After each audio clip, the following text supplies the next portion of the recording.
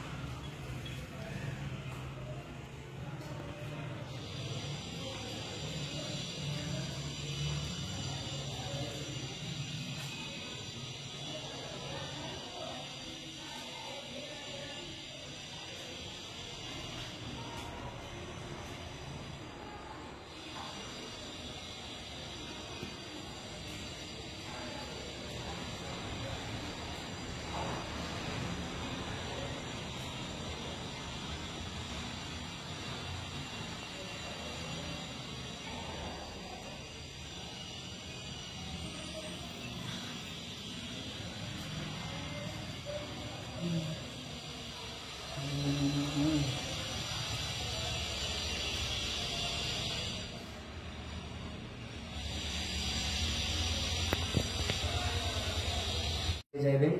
ಜನವಾಡ ಪಂಚಾಯತ್ನಲ್ಲಿ ಯಾವುದೇ ಅಧಿಕಾರಿ ಇಲ್ಲ, ಪಿಡಿಒ ಇಲ್ಲ, ಪಿಒನ್ ಇಲ್ಲ, ಬಿಲ್ ಕಲೆಕ್ಟರ್ ಇಲ್ಲ, ಯಾರು ಇಲ್ಲ. ಇದಕ್ಕೆ ಮೇಲಾಧಿಕಾರಿಗಳು ಕ್ರಮ ತಗೋಬೇಕು. ಪಿಡಿಒ 5 ದಿವಸದಿಂದ ಬರ್ತದೆ. ನಾನು ಪಿಡಿಒ ರಜೆ ಹಾಕ್ಯಾರೋ ಏನು ಹಾಕ್ಯಾರೋ ಗೊತ್ತಿಲ್ಲ, ಆದರೆ 3 ದಿವಸದಿಂದ ಬರ್ತದೆ. ನೀವು ಯಾರೂ ಇಲ್ಲ. ಪಿಡಿಒ ಫೋನ್ ಹಾಕಿದ್ರೆ ಫೋನ್ ಇರ್ತಾ ಇಲ್ಲ.